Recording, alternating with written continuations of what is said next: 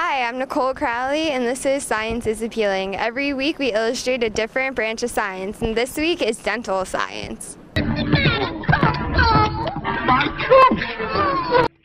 For many people around the world, going to the dentist means waiting until you are in severe pain and then only going if you are dragged there. No, not there! Oh no! I'm afraid! This common fear comes in part from not knowing what to expect in the dental office, or sometimes from reacting off other irrational fears of the dentist. Come on, it isn't gonna hurt now. I just want to look in there. Come on.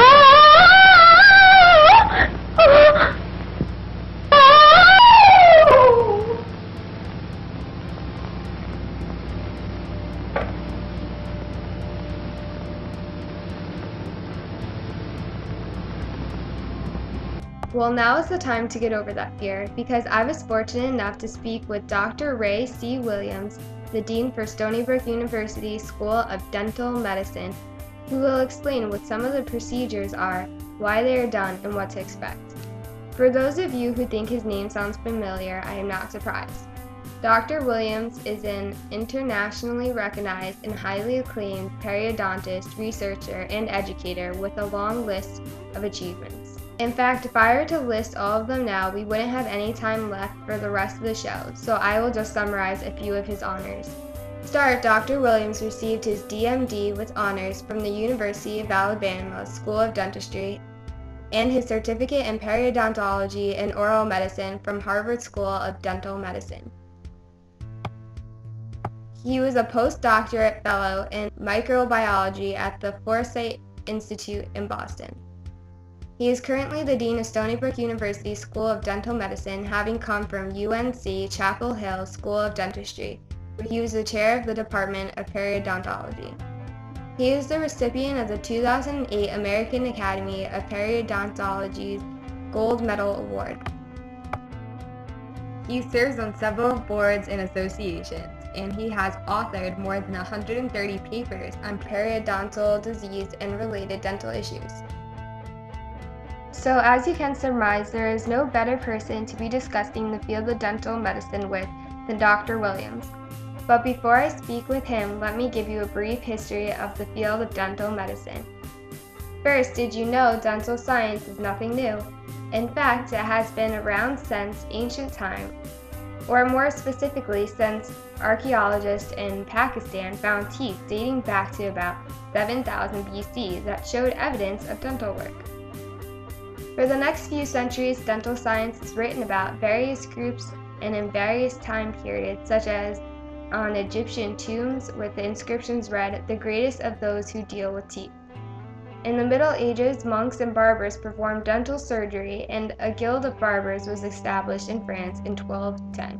In America, the American Revolution patriot Paul Revere is noted as one of the first to use dental forensic science to identify a dead person. And of course, there have been various books and journals on best practices and advancements in various technologies and equipments that have been updated and circulated throughout the world. With that said, let's get into the interview with Dr. Williams, where the first question I ask is, what are some of the postgraduate education fields, specifically training a DDS can obtain? Would be pediatric dentistry, orthodontics, periodontology or periodontics, endodontics, oral and maxillofacial surgery, oral and maxillofacial radiology, oral and maxillofacial pathology, and dental public health. So there are a number of avenues that a young dentist could pursue now specialty training. As an internationally recognized periodontist, can you comment on emerging evidence that periodontal disease is a risk for other health concerns? Since the late 1980s, we have begun to greatly realize that the infection and inflammation in the mouth from periodontal disease, which then reaches the body 24 hours a day via the bloodstream, is a risk for certain systemic conditions such as cardiovascular disease, such as preterm low birth weight infants, respiratory disease, and diabetes. And so a lot of research since 1990, let's say, has focused on what is the role of periodontal disease in contributing to a person's risk or increased risk for some of these conditions. And then the other question is, if you treat periodontal disease, does the risk for other conditions become less? We have just published a book, I just happen to have it here, called Periodontal Disease and Overall Health, a Clinician's Guide. And in this book, we sort of look at all of the evidence that has emerged in the last 20 years of the relationship between oral health and overall health. And then we look at ways that medicine and dentistry can work together to make people healthier. You know, we're still trying to figure out who is at great risk for periodontal disease, and there's a lot of work, going on in that field. People want to know what confers a greater risk for having periodontal disease, and another way to look at it is who would respond poorly to treatment versus who would respond well to treatment. Clearly, external factors such as smoking add to the risk of periodontal disease. Certain conditions such as diabetes, a person who has diabetes is much more likely to have periodontal disease and to have more severe periodontal disease. And then a very simple answer would be just the bacterial load on the teeth and underneath the gums. Some people may be infected with a more disease-causing bacteria than others. And so if a person has the wrong types of bacteria in their mouth, then they are more at higher risk for periodontal disease. I would say, first of all, people need to be educated about periodontal disease. What is it, and how can they best take care of themselves? So you want the dentist to do a very thorough exam and document the extent and severity of the disease. How deep are pockets around teeth? Has any bone been lost around the teeth? Then you want the dentist and the specialist to treat the disease, and then to show you how you daily can take care of yourself. How can you meticulously remove the bacteria that accumulate on the teeth daily? Are you flossing also? Things like that. And then regular recall visits where you, the dentist and the hygienist, carefully are looking after your periodontal health. Of particular interest to us in recent years has been the evidence that the presence of periodontal disease in a mother-to-be confers risk to that mother delivering a preterm low birth weight infant. And if a mother-to-be has periodontal disease, she is about 3.4 times more likely to have a preterm low birth weight infant. If she has periodontal disease at the beginning of pregnancy and it gets worse over the 9 months of pregnancy, she's almost 10 times more likely to have a preterm low birth weight infant. So it certainly magnifies to me the importance of good oral health in women who are pregnant. So what does that mean? It means let's have these women get checkups when they learn that they're pregnant. Let's make sure that they get good cleanings, that their teeth are clean, that they are taught how to achieve good oral hygiene, and that we take care of their mouths throughout pregnancy. Does professional and over-the-counter tooth whitening damage the gums or enamel of your teeth? Whitening has been around for quite a while now, and a lot of people have been whitening their teeth, and in my mind it's a good thing. It seems to work. People's teeth look better, and there are very little instances of damage or harm. So I do not link harm or damage with the term tooth whitening. I think tooth whitening is a good thing.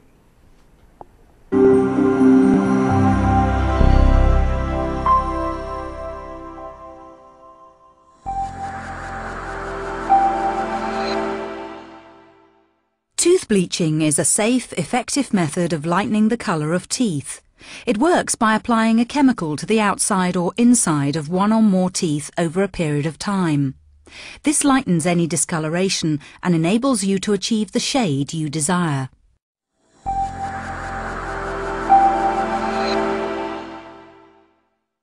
Teeth naturally vary in colour, even when they are healthy. Some are yellower or darker than others. They also can become discoloured from a variety of causes, from food and drink staining to ageing, from contact with certain chemicals or medicines to damage through a hard knock or disease. Tooth bleaching supervised by a dental professional is a safe procedure. By sticking to the dentist's instructions, you can ensure problem-free treatment. Your dentist will always be available if you have any worries or queries. Tooth bleaching is a very effective way of improving the appearance of your teeth. The best results are achieved when you aim for a shade which is not too extreme or artificial looking. Ultimately, the shade you decide on is a personal judgment, but you will be able to compare your original colour with the results of the whitening and judge when the look you want has been achieved.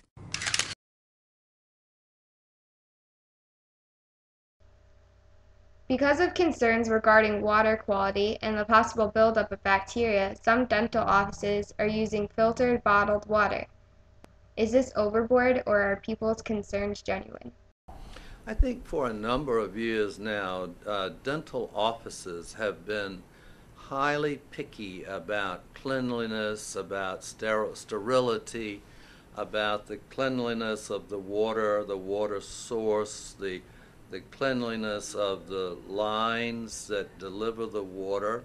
I noticed that many dental delivery systems, or dental chairs that you and I might call it, the water is bottled water, and you add a bottle of water to the system so that the water is not coming through the line but coming from a bottle that is filled every hour or so by a staff person.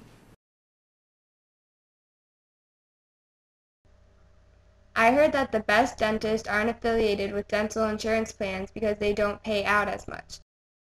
Is this true? No, I don't think that's true at all. I don't see any relationship between whether a dentist is good or not terribly good and insurance plans and accepting insurance. Let's assume that all dentists, more than anything else, want to do good things for people.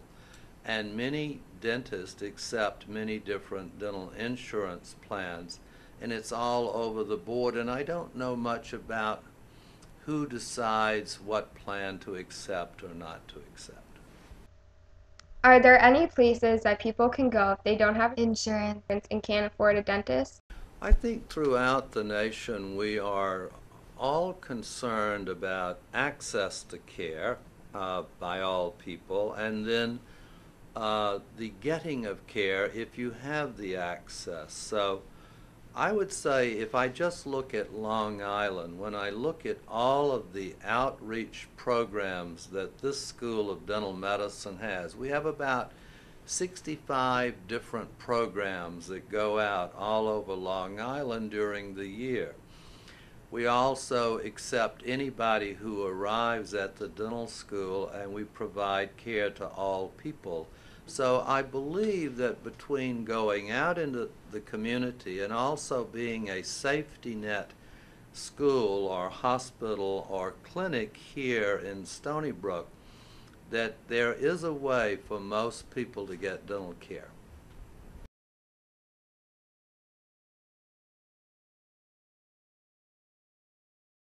Our dental care at Stony Brook is everything.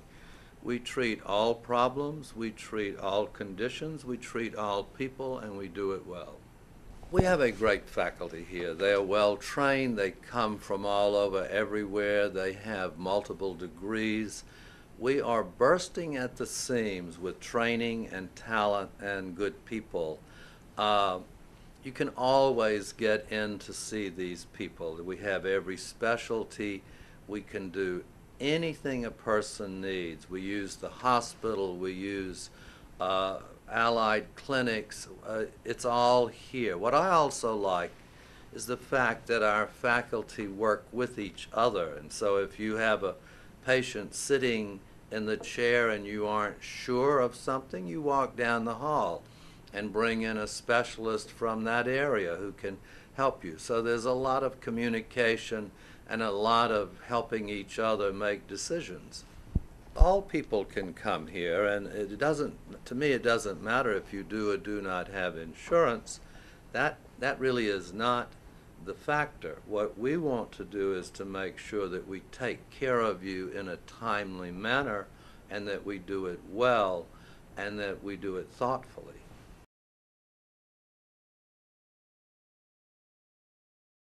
Is there a relationship between a person having diabetes and periodontal disease?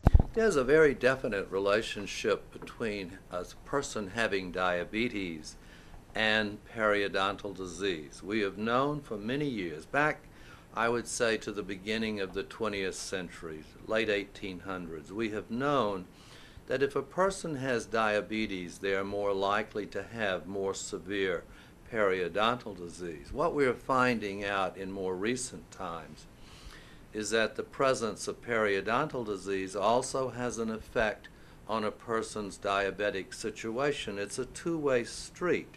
And so if one can treat, control, and minimize periodontal disease, a person's need for insulin drops a little bit.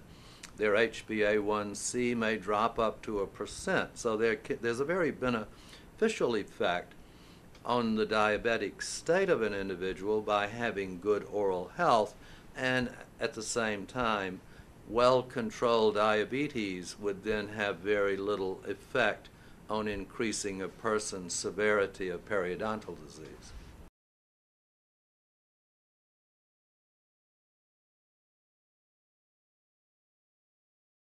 I would use, for example, Chapter 6, and that details the association between periodontal diseases and diabetes, and the two-way relationship, the effect that periodontal disease has on the diabetic situation, and the effect that having diabetes has on the mouth. I worry about radiation. Just how much radiation am I subjected to when getting x-rays, and which type of x-rays have the least amount of radiation possible? I would say one of the real success stories in dentistry is our ability to reduce radiation over the years from dental x-rays. I know that if you measure the amount of radiation that you and I get in a year just living on the planet, it's a certain amount of radiation. So you now say, okay, compared to what we get in a one-year period, what do dental x-rays provide? If you had 4 bite wing radiographs, that's the equivalent of about a half a day. If you have a full series of radiographs, that's almost a day of radiation. So the radiation is very minimal because of digital technology that we now use, because of very high-speed film that you quickly get the image. So radiation is so minimal compared to what it used to be, and dental radiation is such a minor component compared to some of the imaging done elsewhere for the body that it is not something we think about much anymore.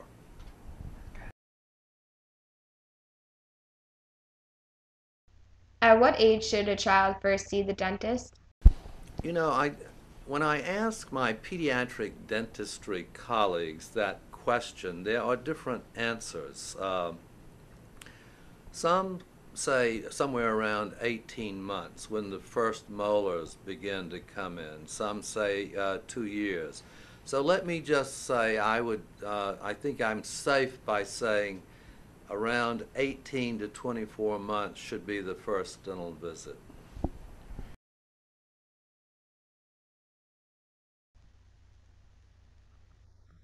I heard toothpaste is dangerous if swallowed. So at what age should my child begin to brush her teeth? You know, I just don't worry about toothpaste. Toothpaste has been around a long time.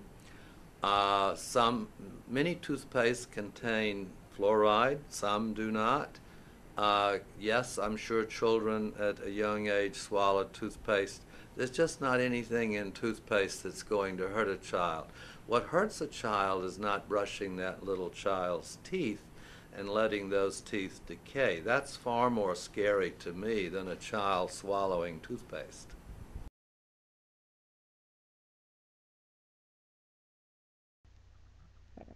Should metal braces be discontinued in favor of Invisalign, or do they have some advantages that others do not?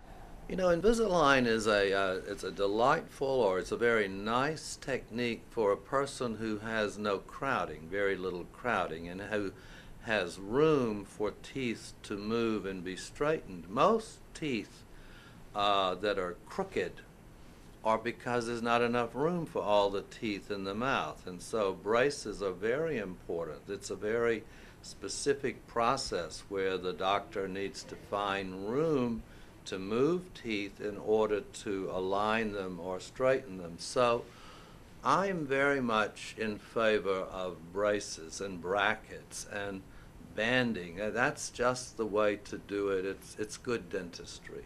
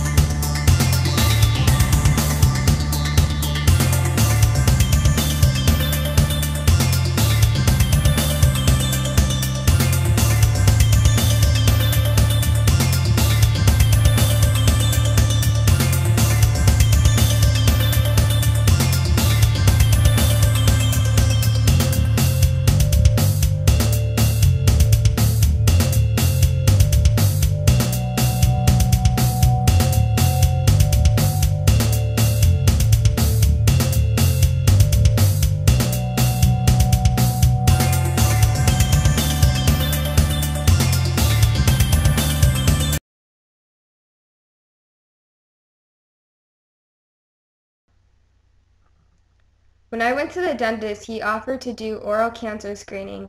What is this and why should someone have it done?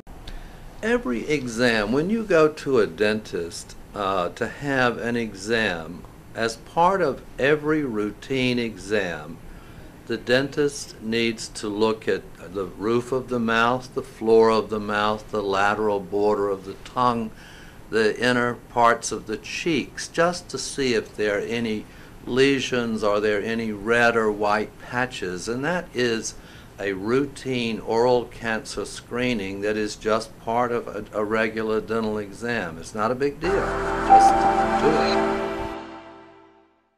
Mouth cancer can be very dangerous and is often terminal. Only about half of patients with mouth cancer will survive more than 5 years, and it's actually more common than cervical cancer. But it is not all doom and gloom. The most important thing is to be seen quickly. The quicker the person gets to a specialist, the better the outlook. Early action can mean that relatively minor treatment is sufficient to achieve a good recovery.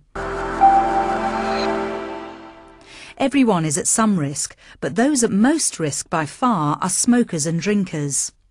Smoking and drinking combined increase your risk by 40%. People with little or no fruit and vegetables in their diet are also at greater risk, as are people over 40.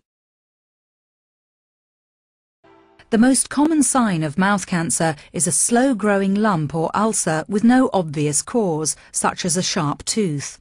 Also, a single white or red patch, especially on the tongue, which has been there for a long time. These are often painless. If you have an ulcer or patch which has not healed after about 2 weeks, you should contact your dentist and get your mouth checked immediately.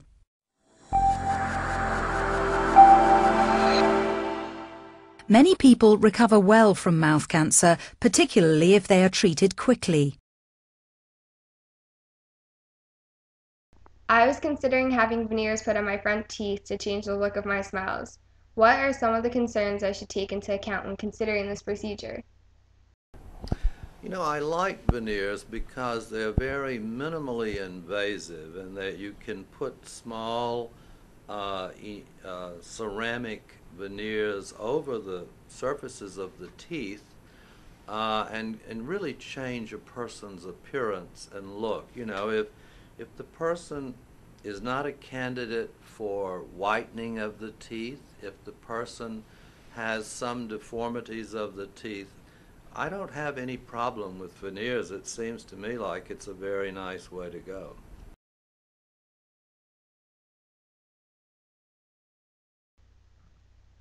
Most of my dentist visit is spent with the dental hygienist who cleans my teeth and does the x-rays. What type of training does a dental hygienist have?